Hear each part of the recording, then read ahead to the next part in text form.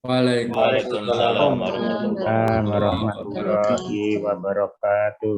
Alhamdulillah, alhamdulillahilladzi anzalal Qur'an wa nusalli wa nusallim ala man ukhiyah bil Qur'an wa ala alihi wa sahbihi ajma'in, amma ba'du. Sadatul Qurama wal ulama wal a'izza, para alim, para ulama, para kiai, para bini sepuh, para sesepuh yang kami hormati dan kami takzimi. Wabil khusus kepada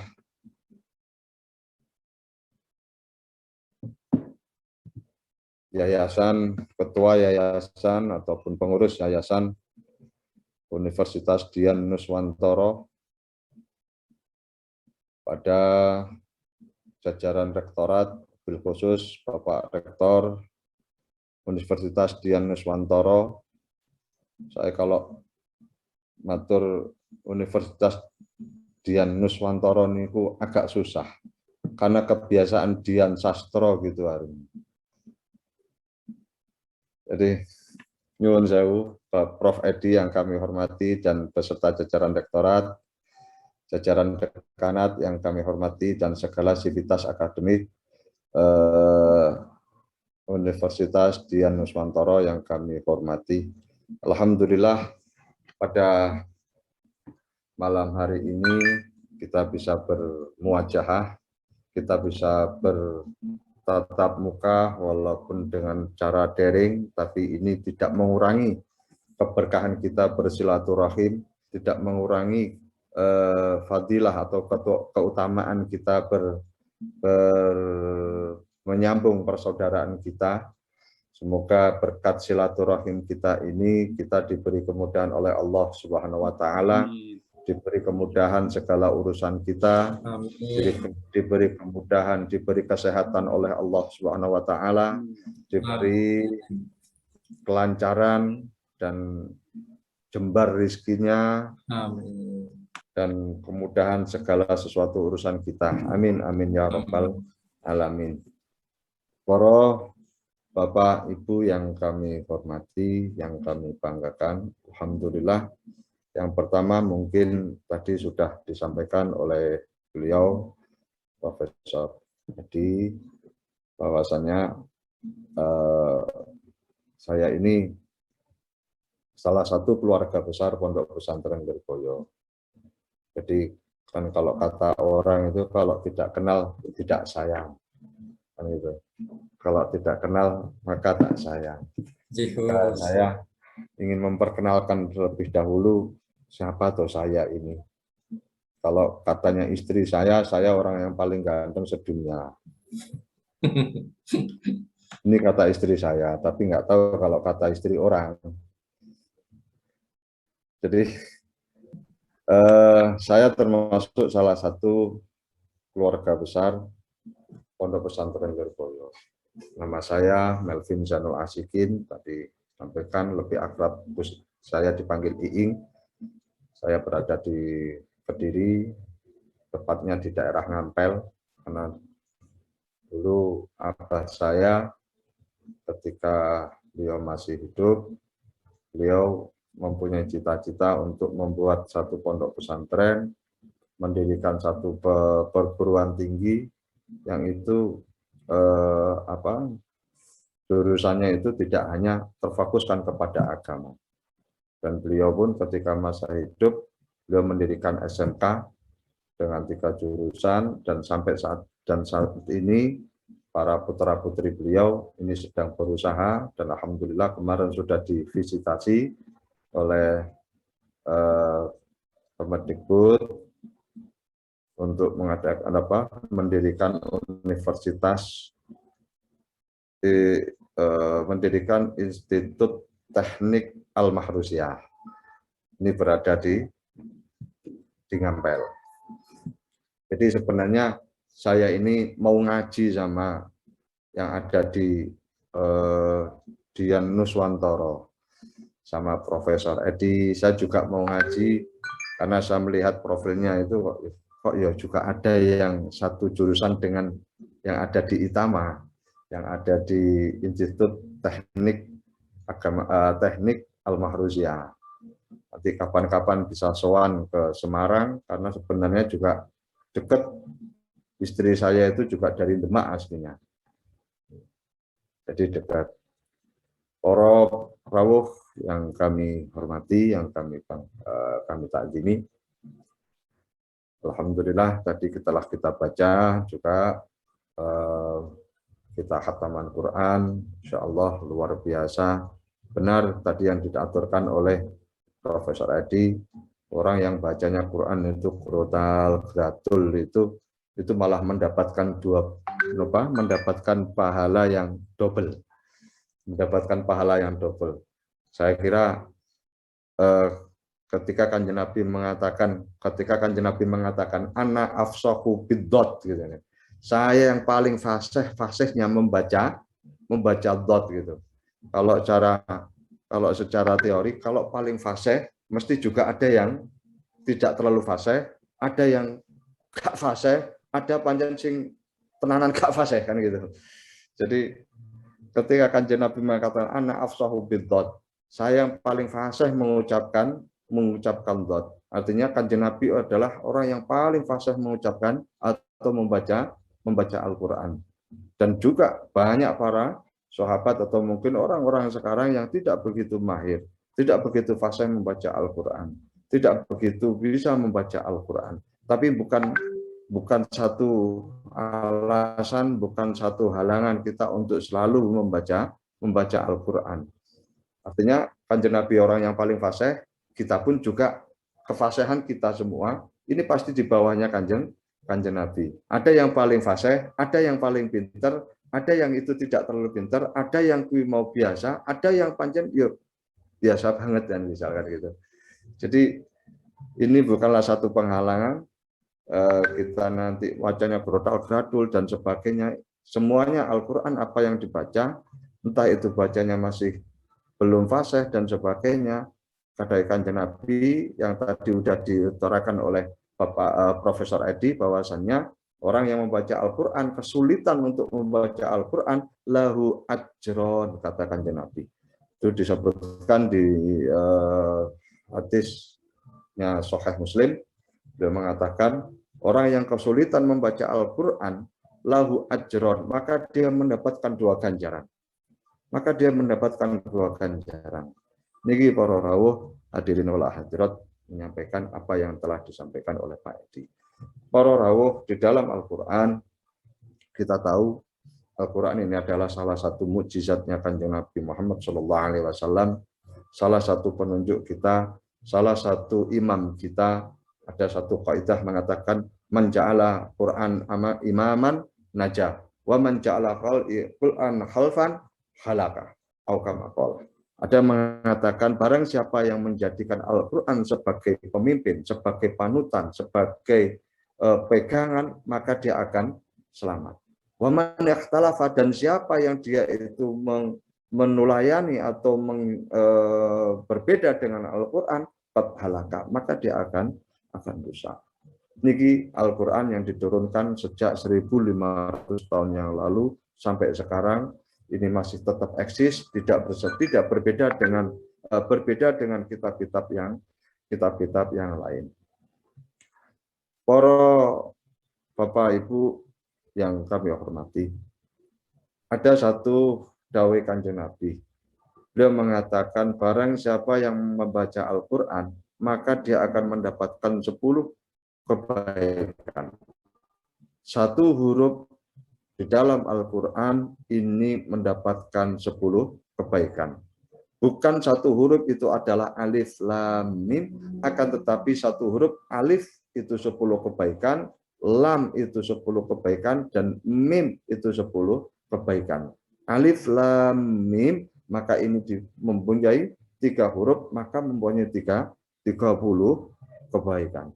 Masya Allah, di dalam Al-Qur'an begitu luar biasanya Allah memberikan nikmat kepada kita melewati Al-Qur'an hanya dengan membaca 1 huruf kita sudah mendapatkan pahala, kita sudah mendapatkan ganjaran yang luar biasa. 10 ganjaran, kita susah untuk mencari 10 ganjaran itu, kita membuat 10, melakukan kebaikan 10 kali dalam sehari itu pun belum tentu kita bisa melakukannya. Kita kalau nyun sewu, misalkan kita ini misalnya kalau kita lagi di berjalan naik mobil gitu, terus kita berhenti di lampu merah gitu, terus kita nanti sodako 1.000 ataupun 2.000 itu, kalau 10 terkadang kita pun juga kok enek meneh. Sangat sulit kita akan melakukan kebaikan dalam sehari itu bisa melakukan sodako 10 kali, atau melakukan kebaikan dalam sehari itu melakukan kebaikan sampai 10 kali. Tapi dengan kita, Allah memberikan Al-Quran kepada kita dalam satu huruf ada 10 kebaikan. Ini yang luar biasa bagi Al-Quran. Maka barang siapa yang bacanya akan mendapatkan kebaikan yang luar biasa. Itu yang pertama. Membaca Al-Quran didahulukan oleh Allah. Beliau mengatakan, ala bidzikrillahi tatma'innul qulub. Ala bidzikrillahi tatma'innul qulub. Seseorang yang membaca Al-Quran, seseorang yang akan membaca Al-Quran, gemar membaca Al-Quran, senang membaca Al-Quran, maka dia akan menjadikan tatma'innul qulub. Hatinya dia tidak akan mudah galau, hatinya dia tidak akan mudah susah, hatinya tidak akan mudah, hatinya selalu penuh dengan gembira, hati ini senang, hati ini itu ya seneng lah gitu. Ini ketika seseorang dia melanggengkan atau sering untuk membaca Al-Quran. Suatu ketika Sayyidina Umar bin Khattab. Umar bin Khattab ini ada salah satu sahabat yang paling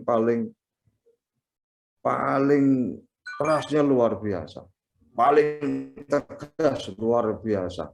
Kalau bisa dikatakan paling galaknya luar biasa.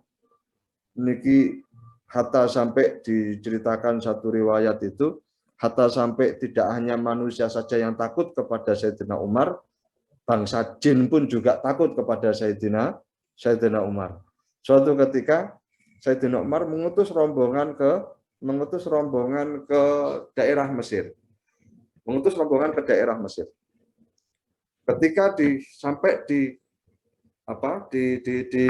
Sungai Nil, mau melewati Sungai Nilnya itu ombaknya luar biasa besar.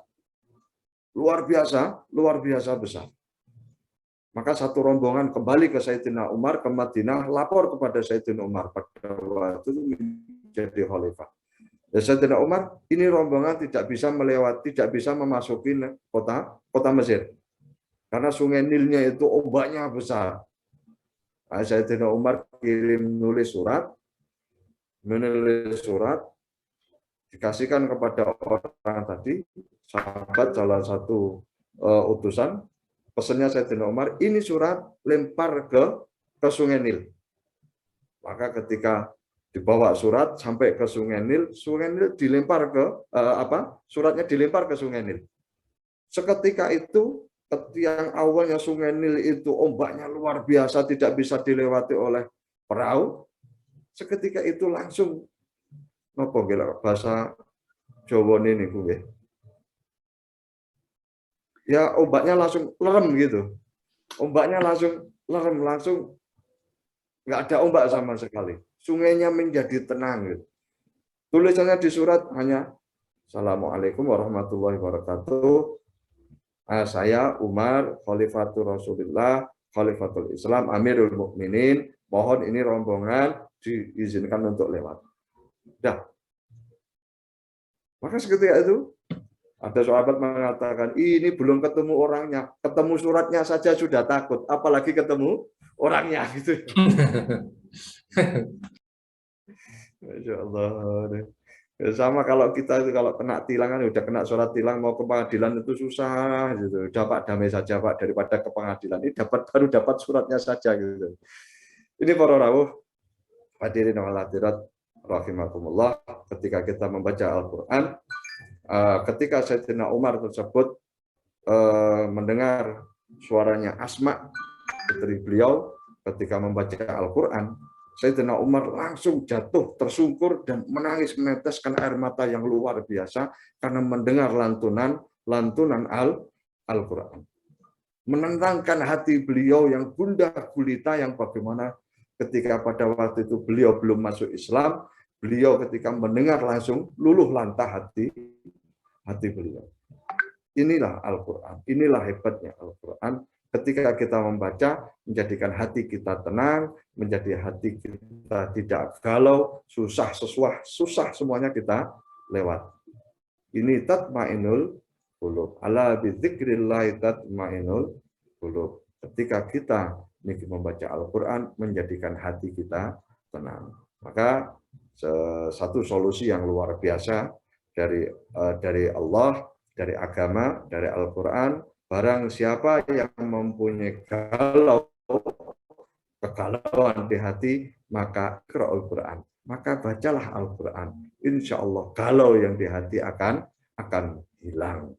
Niki para rawuh yang kami hormati. Banyak sekali sebenarnya fadilah-fadilah membaca Al-Quran. Begitu juga fadilah keutamaan majelis Quran. Artinya majelis seperti yang kita lakukan saat ini, majelis majelis khataman atau majelis pengajian Quran dan sebagainya.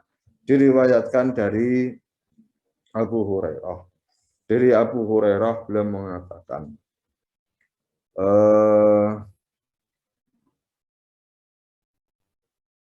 ya Allah kok lupa hadisnya. Diriwayatkan dari Abu Hurairah, barang siapa suatu kaum yang berkumpul dan membaca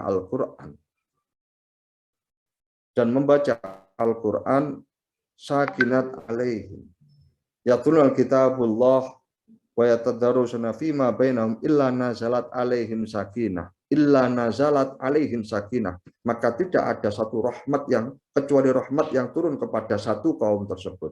Artinya ketika ketika kita menikah membaca Al-Quran, khatam Al-Quran, maka nazalat alaihim sakinah wa ghasyiyatuhumur rahmah, dan Allah menurunkan rahmat kepada kita.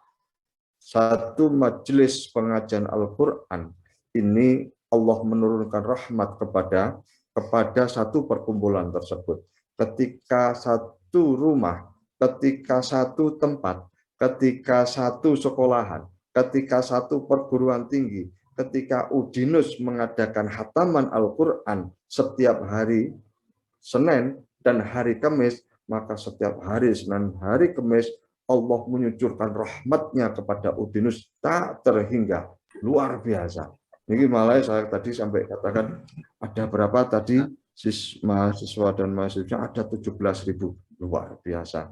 Ini mungkin salah satu penyebabnya mungkin adalah nopo seringipun istiqomahipun para sivitas akademik yang ada di Udinus ini seringnya nopo menghatamkan Al-Quran bersama-sama. Para Bapak Ibu yang kami hormati, ketika Al-Quran yang kita mempunyai banyak fadilah dan mempunyai banyak hikmah dan rahmat bagi kita. Sering kita mendengar kita mendengar satu lagu yang mengatakan tombo ati ono limo, ada 5 perkara nih, kan gitu kan. Salah sijine maca Quran lan sak maknane kan gitu. Tombo ati ono limo, salah satunya adalah membaca Quran dan makna dan mentadabbur, mengangen-angen maknanya, menghayati maknanya. Ada suatu hari saya ditanya, Gus, bagaimana Gus? Al-Quran itu diturunkan kepada Kanjeng Nabi Muhammad yang ada di daerah Arab, dan Al-Quran diturunkan dengan bahasa Arab. Sedangkan kita orang Jawa ini untuk memaknai Al-Quran, mempunyai artinya Al-Quran, kita tidak tahu. Ini terus apakah dapat pahala ketika orang-orang ini mendapatkan membaca Al-Quran yang itu tidak ada maknanya. Saya katakan dapat. Ya kalau dapat pahala, sekarang bisakah itu menenteramkan hati kita ketika kita tidak mengetahui maknanya? Para rawuh, suatu ketika ada seorang santri, ada seorang murid bertanya kepada gurunya. Persis yang ditanyakan oleh teman saya tadi. Al-Quran apakah bisa memberikan ketenangan hati ketika kita tidak mengetahui maknanya, kita tidak mengetahui artinya Al-Quran. Guru tersebut, sang guru tidak menyuruh, tidak menjawab, dan sebagainya, hanya menyuruh, kamu ambil satu, kalau yang tempatnya buah itu apa ya? Keranjang gitu ya. Keranjang itu kan banyak lubangnya gitu ya. Keranjang kan bolong-bolong gitu ya. Kamu suruh ambil keranjang. Dengan keranjang kamu isi kamar mandi. Disuruh ngisi kamar mandi, kolahnya kamar mandi dengan pakai keranjang. Seorang murid tersebut tidak banyak protes, hanya mengatakan sendika dawuh sam'an wa ta'atan, nggih, saya akan mengisi kamar mandi dengan keranjang. Padahal secara logika bagaimana bisa penuh? Kan gitu. Bagaimana bisa penuh? Tapi tetap dilakukan. Maka dari sungai sampai ke dalamnya gurunya tersebut, ke rumahnya gurunya ini, belum dituangkan airnya itu sudah habis duluan. Yang tersisa hanya berapa tetes. Sampai mulai pagi, sampai sore ini sudah kecapean. Katanya santri tersebut, katanya murid tersebut, kalau gini ya 30 hari juga belum tentu penuh kalau gini ini. Enggak penuh. Ketika keluar dari kamar mandi, dipanggil. Sudah penuh belum? Nyuwun sewu yai, kalau ngeten nggih mboten penuh-penuh yai lah pripun ngisine damel keranjang. Mboten saged penuh. Dawuhipun jawabannya sang guru tersebut luar biasa. Tidak akan mungkin penuh. Ataupun penuh akan lama, tapi kamu lihat keranjang yang kamu bawa, keranjang yang kamu buat mengambil air. Yang awalnya keranjang tersebut lusuh, kotor, tapi bolak-balik kamu buat ngisi buat kamu buat ngambil air, sekarang keranjang tersebut menjadi bersih. Inilah Al-Quran ketika kita membacanya, walaupun kita tidak mengetahui artinya, karena tidak ada satupun orang yang mengetahui arti secara pasti yang ada di dalam kandungan Al-Quran. Yang tersirat ini lebih banyak daripada yang tersurat di dalam Al-Quran. Maka banyak kajian-kajian tentang Al-Quran, kitab-kitab tafsir, kajian tentang Al-Quran ini sebenarnya paling banyak kajiannya. Itu bisa menjadikan kita ketika membaca Al-Quran, menjadikan hati kita bersih. Ketika hati kita bersih, maka hati kita tidak akan pernah galau. Ketika hati kita bersih, kita tidak akan pernah susah. Ketika hati kita bersih, maka sesuatu hal yang besar, permasalahan besar, kita akan menghadapinya dengan tenang. Walaupun kita punya hutang yang banyak, tapi kalau hati kita bersih, sudahlah, insya Allah ada rezeki nanti dibayar. Artinya menghadapi segala sesuatu, menghadapi segala persoalan, kita akan menghadapinya dengan tenang. Dengan tenang. Ketika hati kita tenang, maka pikiran kita, cara berpikir kita akan sangat-sangat bijaksana. Para Bapak Ibu yang kami hormati, mungkin itu yang bisa kami sampaikan. Kurang lebih saya mohon maaf karena saya tadi saya melihat kok ada di rangkaian acara kok ada tanya jawab. Saya kira kalau panjang lebar berbicara lebih enak ketika kita bisa berkomunikasi daripada saya yang berbicara sendirian. Mungkin itu yang bisa kami sampaikan.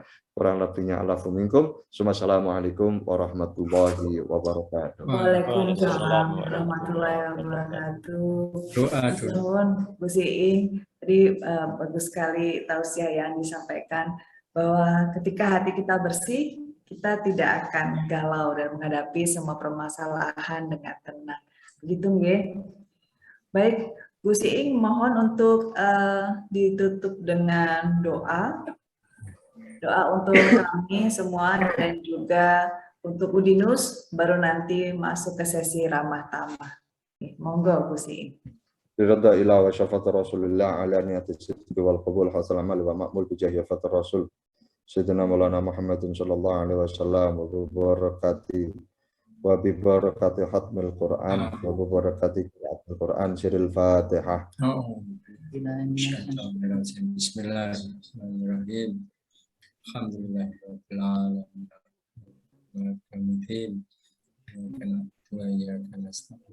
Bismillahirrahmanirrahim. Allahumma arhamna bil Quran waj'al lana imaman warzuqna wa nuran wa hudan wa rahmatan. Allahumma dzakirna minhu ma nasina wa alimna minhu ma jahilna warzuqna tilawatahu ana al-laili wa atrafan nahar waj'al lana hujjatan ya rabbal alamin. Allahumma aslih lana dinana alladhi wa ismatun amrina wa aslih lana dunyana allati fiha ma'asina wa aslih lana akhiratina allati fiha ma'adina waj'al al-hayata ziyadatan lana fi kulli khairin waj'al mauta rahatan lana min kulli syarrin. Allahumma ja'al khaira umrana akhirahu wa khaira amalina khawatimahu wa khaira ayamina yaumal alqaka fihi. Allahumma inna nas'aluka isatan hani'atan wa mani'atan wa sawiyatan wa maradatan ghairu muzilan wala fadih.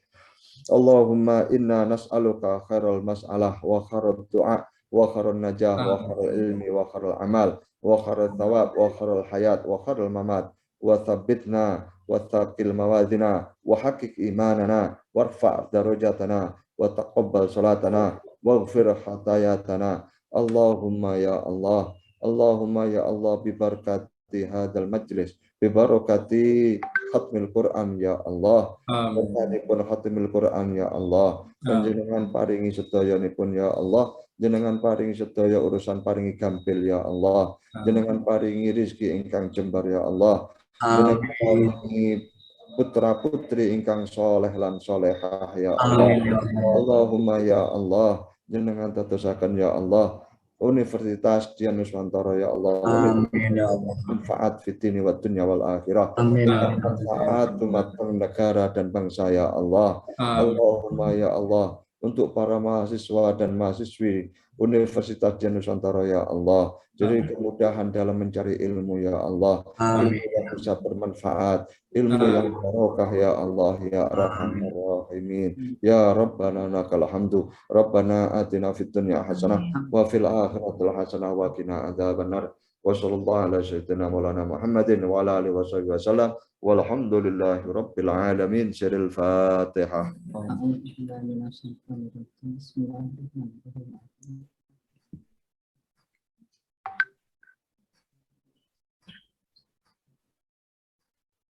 Ya, atur nuwun Bu Siing. Baik, saya persilakan Bapak Ibu jemaah khataman Al-Quran yang dirahmati Allah. Silakan apabila ada yang ingin bertanya langsung, monggo saya persilakan.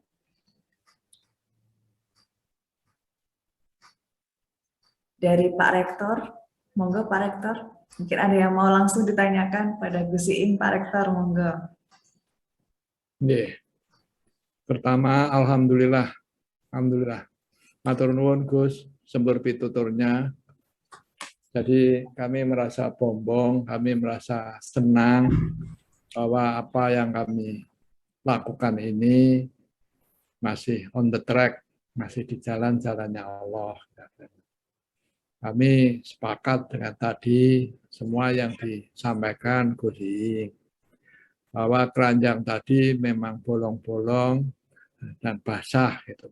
Akhirnya keranjang buah-buahan itu jadi bersih. Satu hal lagi Gus, karena selama ngangsu itu dia ngambil air ke sana ke sini sehingga nggak sempat berpikir buruk. Nggak sempat berpikir buruk, apalagi berbuat buruk. Karena waktunya, pikirannya semua dikerahkan untuk ngambil itu. Jadi selain bersih, kedua adalah tidak sempat berpikir buruk. Jadi ya insya Allah yang kami lakukan ini dengan membaca Al-Quran, menyibukkan diri hal baik, kami juga insya Allah nggak sempat berpikir buruk kemana-mana kira-kira gitu. Istiqomah membaca Al-Quran, itu yang pertama. Yang kedua juga perlu kami sampaikan bahwa yang kami rasakan memang dengan membaca Al-Quran bersama-sama ini, kami merasa tenang. Bahwa selama masa pandemi ini kan banyak sekali masyarakat yang terkena wabah. Ada yang di PHK, ada yang kantornya tutup, ada yang masuk rumah sakit, masuk ICU, meninggal, dan sebagainya.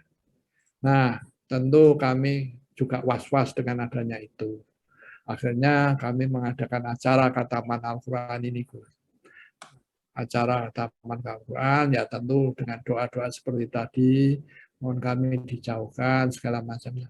Alhamdulillah, Udinus boleh dikata tahun ini, tahun lalu stabil, Gus. Stabil, mahasiswa barunya stabil, apa-apanya stabil, dan malah kami dapat penghargaan dari pemerintah cukup banyak. Hibah-hibah dari pemerintah cukup banyak. Jadi ternyata yang dikatakan Al-Quran, membaca Al-Quran itu bisa mendapat ketenangan. Ternyata tenangnya itu bukan artinya tidak tenang. Gitu. Tetapi ternyata masalahnya diselesaikan. Masalahnya diselesaikan oleh Allah, sehingga kita bisa jadi tenang. Gitu. Karena kita akan selaku manusia, kita hidup di dunia ini, ya tentu dengan berbagai masalah. Ternyata masalahnya otomatis selesai sendiri, perguruan tinggi, kami ini swasta, sehingga kalau mahasiswanya stabil, apa-apanya stabil, semua bisa tepat waktu, bahkan kami bisa dapat berbagai macam hibah-hibah yang luar biasa. Satu hal, kami pamer sedikit, Gus. Barusan kami dapat hibah komputer senilai 8 miliar dari pemerintah. Komputer itu satu biasanya cuma sekitar 10 juta. Ini kami dapat satu nilainya 8 miliar. Bisa ini sama-sama satunya. Jadi pemerintah percaya pada kami bahwa kami mampu mengelola itu kira-kira gitu. Kalau enggak, masuk manusia buta huruf dikasih PowerPoint kan ya enggak. Jadi pemerintah percaya kami. Jadi kami makin bombok. Jadi kalimat Al-Quran mengatakan siapa yang membaca akan mendapat ketenangan, itu kami rasakan. Jadi masalah-masalah kami diselesaikan oleh Allah dan malah mendapat keberkahan yang lain. Kira-kira demikian ini pengalaman kami, Gus. Tapi satu hari kalau kami ke Kediri, bareng Tuan ya, Gus. Monggo, siap. Pengen ngaji secara langsung. Berkah pangestune, Gus. Siap. Jadi kalau mau Prof sebenarnya bukan pamer, Prof. Jadi ada satu di surat Ad-Duha tadi didawuhkan fa'amma bi ni'mati rabbika fahadits. Maka ketika kita mendapatkan nikmat, salah satu bentuk syukur kita adalah fahadits. Maka ceritakan. Nah, ini salah satu bentuk syukur. Mengungkapkan rasa syukur niku kan nggih macam-macam nggih, Prof. Ada mengungkapkan rasa syukur dengan cara menulis surat, dengan mengungkapkan rasa syukur dengan berpuasa seperti Kanjeng Nabi ketika mendapatkan syukur beliau berpuasa, juga mendapatkan syukur, mendapatkan nikmat, mengungkapkannya adalah dengan cara sedekah, memberi kepada yang lainnya. Begitu juga ungkapan rasa syukur itu adalah ketika kita menceritakan nikmat yang telah diberikan kepada kita. Terus nyuwun sewu Prof, kalau jenengan sari maaf pamer, itu bukan pamer, ini adalah panjenengan mengungkapkan rasa syukur panjenengan atas nikmat yang telah diberikan. Dapat 8 miliar bantuan komputer luar biasa, Masya Allah. Ini jadi pulau ini jadi Mary, Prof. Ya. Jadi kami ini dari Al-Mahrusyah itu baru kemarin mungkin ada sekitar 10 hari baru divisitasi Prof. Rencana perguruan tinggi kami, Institut Teknik Al-Mahrusyah. Jadi memang orang tua tidak ingin santri atau orang-orang yang mondok di pondok itu, santri-santri yang ada di pondok ini hanya mempelajari, mendalami ilmu agama saja, tapi juga tadi disampaikan oleh Prof. Edi bahwa siap untuk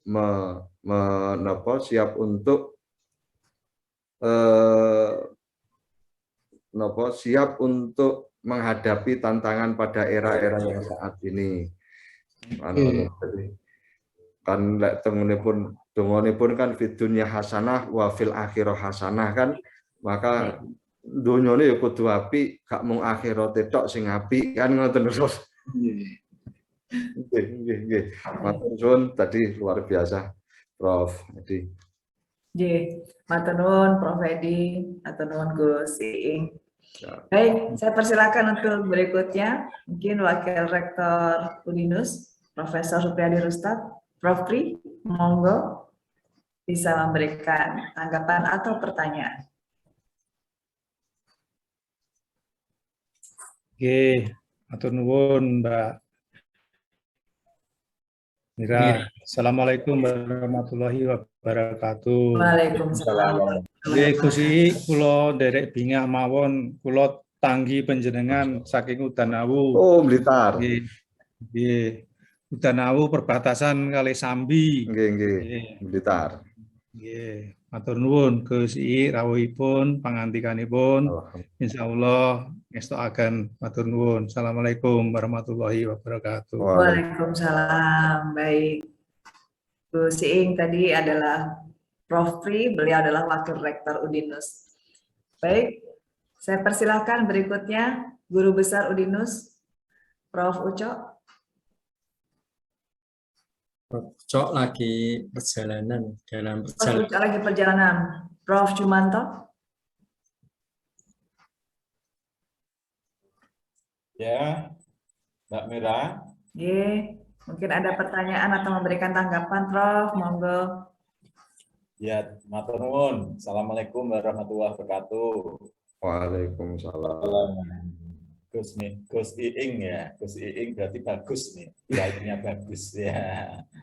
Gus Iing, kalau kita bicara tentang syukur dan sabar itu kan seakan-akan tidak bisa dipisahkan ya. Kira-kira menurut Gus Iing yang lebih utama itu bersyukur atau sabarnya ya?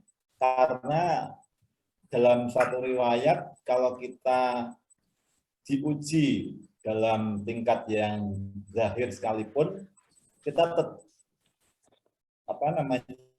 diminta tetap bersyukur gitu. Karena ujian itu tidak hanya kebahagiaan tapi juga kemalangan begitu.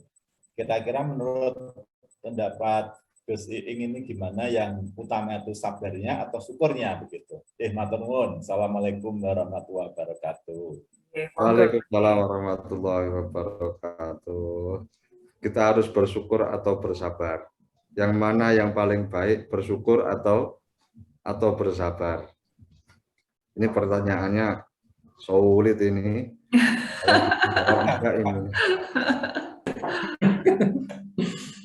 Biasanya saya yang tanya ke profesor. Karena dibalik ya. Lagi ya Gus. Karena saya saat ini sedang program doktoral di UIN Tulungagung. Jadi setiap hari Kamis, Sabtu itu kita kuliah, dan biasanya saya yang sering tanya kepada profesor. Kelihatannya saya sekarang ini mendapatkan ujian, mendapatkan karma untuk menjawab pertanyaan profesor. Nggih, mawon. Ini buyone kemawon. Jadi apa yang kita dahulukan tentang ketika bersabar atau bersyukur. Jadi Prof. Jumanto. Nggih, Prof. Jumanto. Ada yang mengatakan antara bersabar dan bersyukur ini adalah satu kesatuan. Artinya satu kesatuan tidak bisa dipisahkan dalam urutannya. Jadi tidak bisa dikatakan, oh kita harus bersyukur, tapi tidak sabar. Maka apa gunanya bersyukur tapi tidak ada sabar? Ini namanya bukan orang yang bersyukur, kan gitu. Jadi kita harus sabar tapi tidak pernah mensyukuri. Kita bersyukur tapi kita tidak sabar. Artinya ada satu fase-fase yang kita lewati. Ketika kita bisa bersabar ketika mendapat ujian, maka kita bisa bersyukur. Jadi bukan satu kesatuan, tapi bukan itu harus dipisahkan mana yang paling baik, bersyukur dan bersabar. Akan tetapi bersabar dan bersyukur ini adalah salah satu fase yang harus dilalui. Jadi tingkatan, kan gitu. Nah, ini adalah tingkatan. Orang yang bersabar maka dia akan bisa mensyukuri ini. Orang yang dia tidak bersabar maka dia tidak bisa mensyukuri ini, tidak bisa mensyukuri. Nonton Prof. Jumanto. Jadi bukan suatu yang harus dipisahkan mana yang paling baik, tapi adalah ini suatu tingkatan yang harus kita lalui. Ngoten, Prof. Baik. Maturun, Pak Ustadz. Oke. Maturun, Prof. Jumanto. Terima kasih juga untuk Gus Iing jawabannya bahwa orang yang bersabar itu pasti bersyukur, begitu ya. Baik. Adakah lagi Bapak Ibu jamaah khataman Al-Quran dirahmati Allah? Adakah lagi yang mau bertanya pada Gus Iing? Mumpung malam hari ini Gus Iing hadir di tengah-tengah kita. Monggo saya persilakan. Lagi free ini. Lagi free. Tenun Gus. Saya Mbak Mira. Ya, silakan monggo. Pak Edi Assalamualaikum warahmatullahi wabarakatuh, Gus Iing. Waalaikumsalam. Gus Iing, kita itu mulai dari ya tadi terbata-bata ya dalam belajar membaca Al-Quran itu.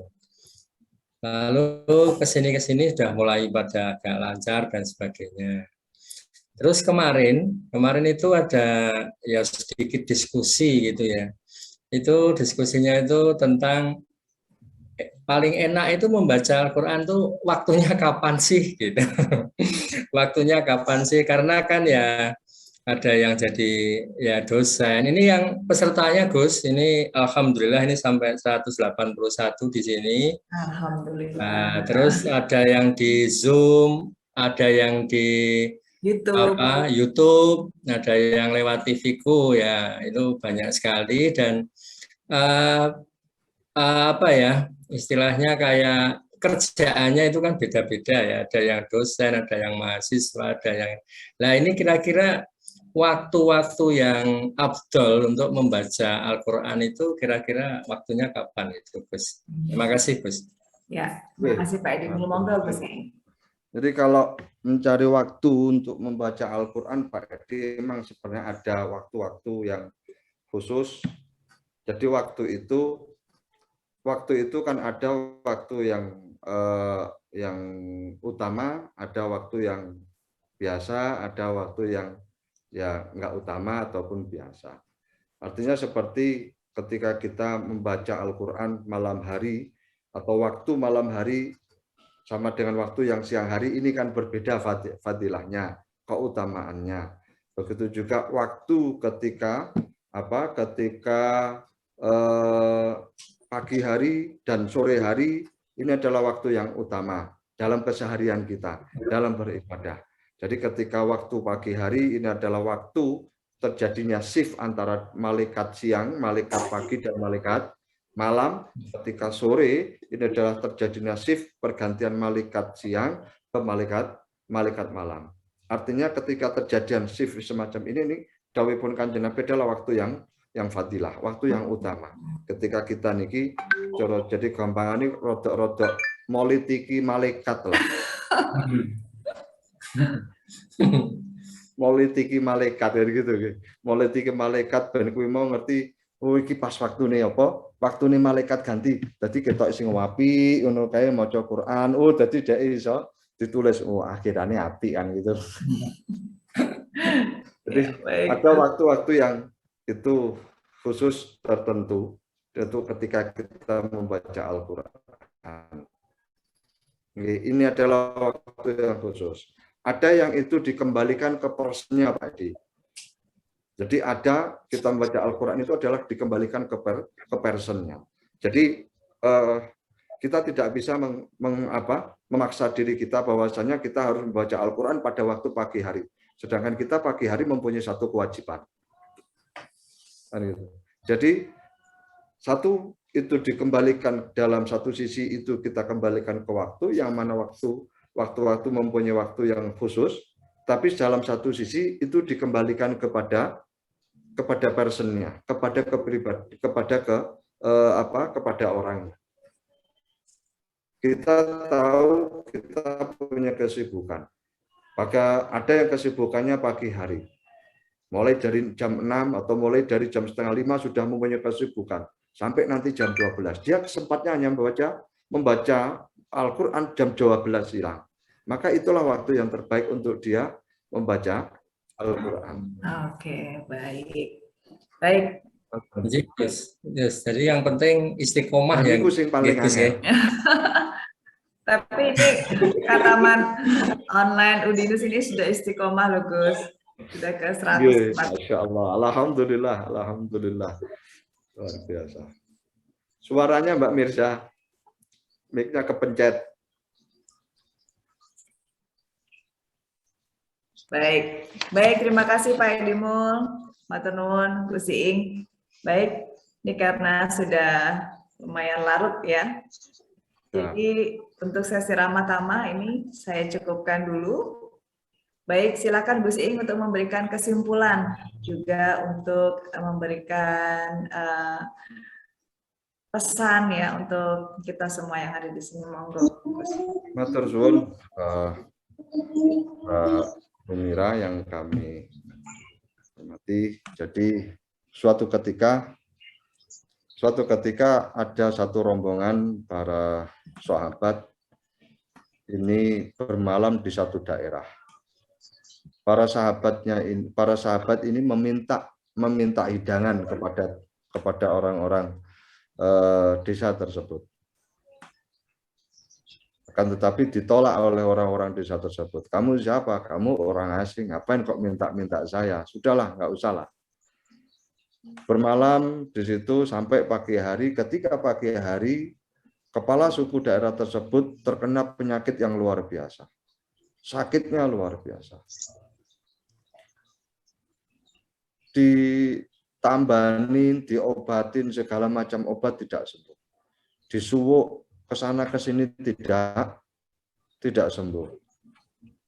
Satu orang dari desa tersebut terus bilang kepada penggede yang lainnya ataupun sesepuh desa tersebut bilang, "Mbok yo kamu tanya kepada rombongan yang tadi malam datang. Mungkin siapa tahu dia mempunyai obatnya." Maka datanglah matur kepada sahabat tersebut, meminta untuk bisa mengobati kepala sukunya. Dan ini para sahabat tidak langsung mengiyakan. Ya, para sahabat ini mengatakan, saya tadi malam itu meminta suguhan, minta jamuan kepada kalian, kalian tidak memberi. Tapi sekarang kalian meminta saya untuk mengobati. Tapi setelah dirembuk, ya sudahlah, kita harus saling tolong menolong. Maka satu sahabat itu memberanikan diri maju untuk menyuwuk. Kalau bahasanya sekarang, kalau dulu itu kalau di hadisnya at-taroku, meru'yah, meru'yah. Jadi ru'yah itu menyuwuk gitu. Di ru'yah dibacakan suratul Fatihah. Hanya dibacakan surat Fatihah, setelah itu ditiupkan kepada siapa? Kepada kepala suku tersebut. Alhamdulillah sembuh seketika itu. Seketika itu sembuh. Inti dari cerita ini para rawuh bahwasanya Al-Quran ini adalah sebagai obat kita. Obat secara zahir kita, juga obat secara batin kita. Obat secara zahir, ketika kita niki sering membaca Al-Quran, maka secara tingkah laku, secara ucapan kita akan menjaga seperti halnya ketika kita membaca Al-Quran, bagaimana agar kita tidak membaca Al-Quran dengan baik dan benar, kita tidak akan mengucapkan kalimat-kalimat atau kata-kata yang kurang baik. Ini obat untuk kita secara zahir, secara amaliyah, secara ucapan. Begitu juga Al-Quran, ini syifaan lil qalb. Al-Quran juga obat bagi hati kita yang tadi sudah dikupas banyak oleh Profesor Edi. Dengan baca Al-Quran kita bisa tenang, dengan tenang segala urusan, dengan tenang hati kita, maka tenang juga pikiran kita. Dengan pikiran kita tenang, maka semakin bijak kita untuk berpikir. Ketika kita bijak berpikir, maka segala urusan akan mudah kita lakukan. Mukatan yang kami sampaikan kurang lebih alafuminkum. Assalamualaikum warahmatullahi wabarakatuh. Waalaikumsalam warahmatullahi wabarakatuh. Semoga sehat dan sukses selalu juga untuk program doktoralnya. Semoga lancar ya, Gus. Amin. Amin. Amin. Ini masih kalau cari judul disertasi ini. Baik Gus Iing. Tadi sudah disampaikan Gus Iing begitu lengkap begitu ya. Dan tadi ditutup dengan kesimpulan bahwa Al-Quran itu bisa menjadi obat baik lahir maupun batin. Baik, Bapak Ibu jamaah khataman Al-Quran yang dirahmati Allah, kita sudah masuk di penghujung acara. Akan kita tutup dengan doa penutup majelis. Saya persilakan Pak Edi Mul untuk memimpin doa. Marilah Bapak Ibu kita tutup acara Khataman Quran putaran ke-147 ini dengan membaca doa kafaratul majelis bersama-sama. Subhanakallahumma wa bihamdika asyhadu an la ilaha illa anta astaghfiruka wa atubu ilaik. Alhamdulillahirabbil alamin. Assalamualaikum warahmatullahi wabarakatuh. Waalaikumsalam warahmatullahi wabarakatuh.